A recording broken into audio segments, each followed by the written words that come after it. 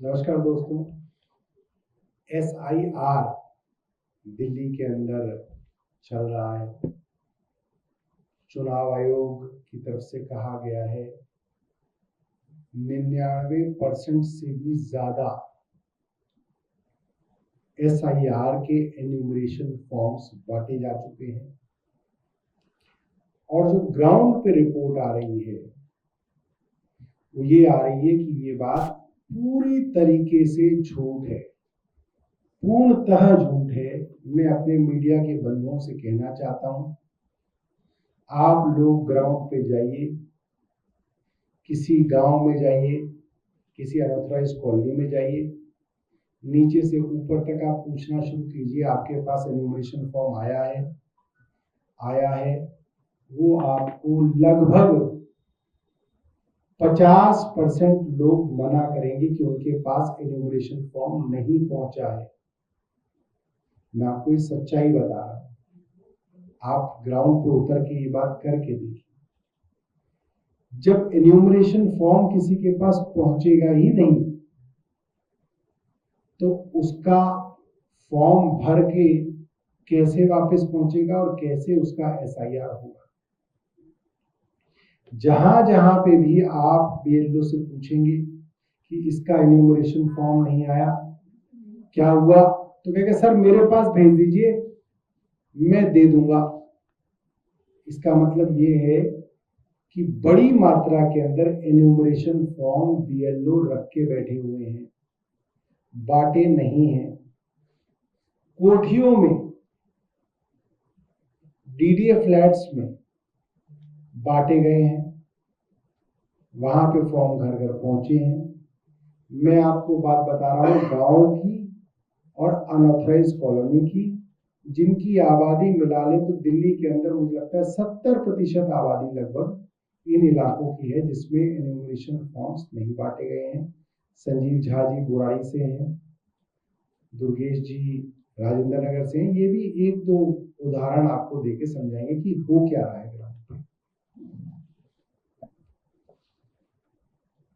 जैसा कि अभी सौरभ भाई बता रहे थे कि SIR के नाम पे इतनी संख्या में वोट काटे जा रहे हैं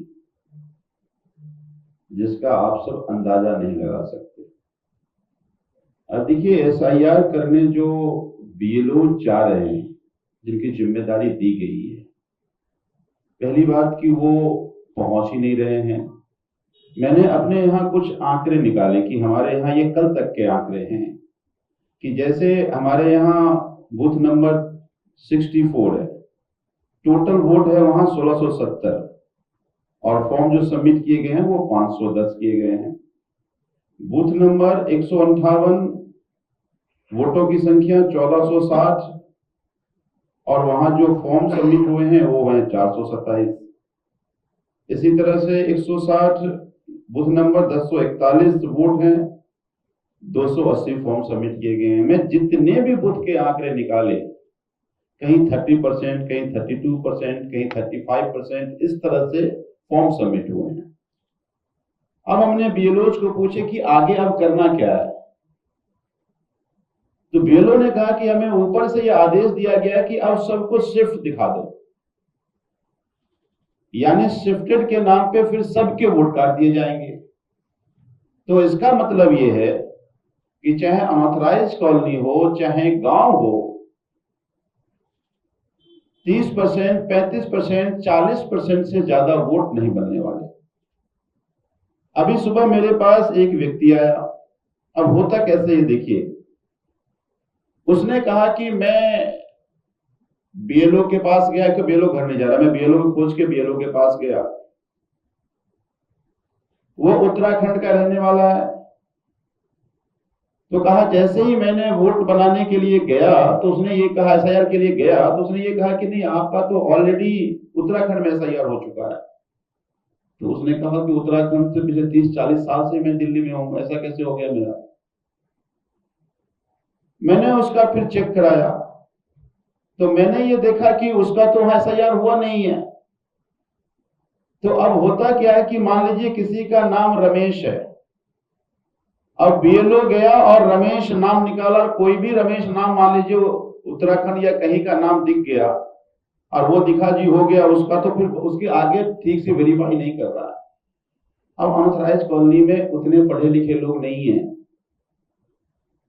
तो खाना पूर्ति के कारण ऐसे बहुत से लोगों के वोट काटे जा रहे हैं। पहले प्री एसआईआर मई और जून में कराए गए जब गर्मी छुट्टी थी। प्री एसआईआर में जब ये आइडेंटिफाई किया गया कि किस मकान में कितने वोट हैं, उसमें लगभग 13 लाख वोट काट दिए गए।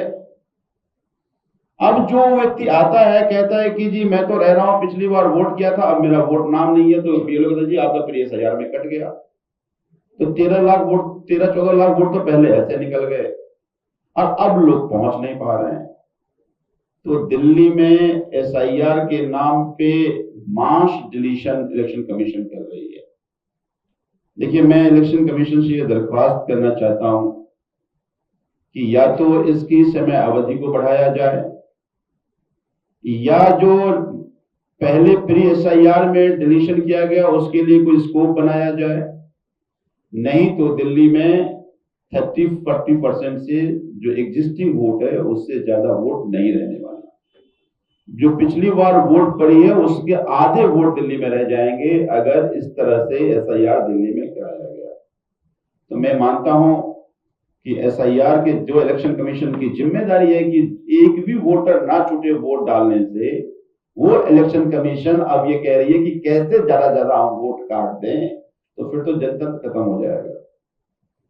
तो मुझे लगता है कि इस तरह का गुनाह इलेक्शन कमीशन ना करे, ये हमारी उनसे गुजारिश है। दुर्गेश पाठक जी अपनी बात रखें। देखिए, सौरभ भाई और संजीव भाई ने जिस तरह से बात रखी, ये प्रक्रिया एसआईआर की प्रक्रिया के बारे में खूब चर्चा इस देश में हो चुकी है। कुछ दिन पहले पंजाब में एक भारतीय जनता पार्टी की लीडर का एक वीडियो वायरल हुआ था, जिसमें उन्होंने कहा था कि 25 से 30 हजार हर विधानसभा में वोट कटवा दो और चुनाव जीत जाओ। ये कहने में कोई अतिशयोक्ति नहीं है कि आज दिल्ली के अंदर जो एसआईआर की प्रक्रिया चल रही है, यह पूरी तरह से भारतीय जनता पार्टी ने इसका टेक ओवर कर लिया है। चाहे वो बीएलओ, एक तो बहुत छोटे अधिकारी होते हैं, उनके अगर एमएलए उनको अपने ऑफिस में बुला के लिस्ट दे देता है, सारी चीजें बहुत अलग लेवल पे घपलाबाजी चल रही है पूरी दिल्ली के अंदर। आप सब लोग, जैसे मंच पे 3 लोग बैठे हुए हैं, मैं बैठा हूँ, सौरभ भाई बैठे हैं, संजीव भाई बैठे हैं, हम में से 2 आदमी किराए पे रहते हैं। हम हर साल भर में 6 महीने में अपना घर शिफ्ट करते हैं। मैं राजेंद्र नगर में रहता हूँ, अब तक 3 मकानों में शिफ्ट हो चुका हूँ। पहले मेरा वोट कहीं था, फिर दूसरी जगह शिफ्ट हुआ, फिर तीसरी जगह शिफ्ट हुआ। अब मैं जहां नई जगह शिफ्ट हुआ पिछले 3 महीने 4 महीने पहले, वहां मैं वोटर लिस्ट तब तक नहीं बनवा पाया था। तो बीएलओ हमारे जो है वो पुराने एड्रेस पे गए। चलिए, मैं नाम जानते हैं सारे लोगों, तो उन्होंने संपर्क कर लिया। लेकिन मैं ये सोच रहा हूँ कि इस कमरे में जितने लोग यहाँ बैठे हैं, मुझे लगता है 60 से 70% लोग दिल्ली के अंदर किराए पे रहते हैं, और वो हर 6 महीने, साल भर, 2 साल के अंदर घर शिफ्ट करते हैं। ऐसे में जितने भी किराएदार लोग दिल्ली के अंदर रहते हैं, यूपी से लोग आते हैं, बिहार से लोग आते हैं, हरियाणा से लोग आते हैं, पंजाब से आते हैं, पूरे देश से लोग दिल्ली के अंदर आते हैं। आज सभी किराएदारों के वोट कटने के ऊपर तलवार चल रही है। इलेक्शन कमीशन से हम अपील करते हैं कि दिल्ली के अंदर एसआईआर को आप बाकी राज्यों के मुकाबले, क्योंकि बाकी राज्यों में लगभग 80% गांव का इलाका होता है, गांव में किराएदार जैसी चीज नहीं होती। हर घर में मकान मालिक होता है, उसके घर से हो सकता है थोड़ा बहुत परिवार के बच्चे इधर उधर पढ़ने गए हों या नौकरी करने गए हों, लेकिन दिल्ली को आपको स्पेशल केस की तरह ट्रीट करना होगा। दिल्ली में आपके जो पोलिंग बूथ के जो ऑफिसर्स हैं, वो आपको कई लेवल पे वो लोग रेज भी कर रहे हैं इस इश्यूज को, लेकिन ऊपर के अधिकारियों के ऊपर ये दबाव है कि जल्द से जल्द इसको खत्म करके जो भी काटना पीटना है सब काट पीट करके खत्म कर दिया जाए, बीजेपी को संतुष्ट कर दिया जाए। बीजेपी ने हर बूथ के ऊपर बहुत सारे लोगों को, पेड लोगों को, पार्टी के लोगों को लगा के पोलिंग बूथ को, वोटर लिस्ट को मैनेज कर रहे हैं। ये पूरी प्रक्रिया जो दिल्ली के अंदर चल रही है, पहला ये पूरी तरह से भारतीय जनता पार्टी ने टेक ओवर कर लिया है। दूसरा, हम अपील करते हैं इलेक्शन कमीशन से कि जो किराएदार लोग हैं और जो कि दिल्ली की एक बहुत बड़ी पॉपुलेशन है, उनको लेकर आपको सेंसिटिव होना पड़ेगा और आपको अपनी इस पूरी प्रक्रिया में सुधार करना पड़ेगा। धन्यवाद।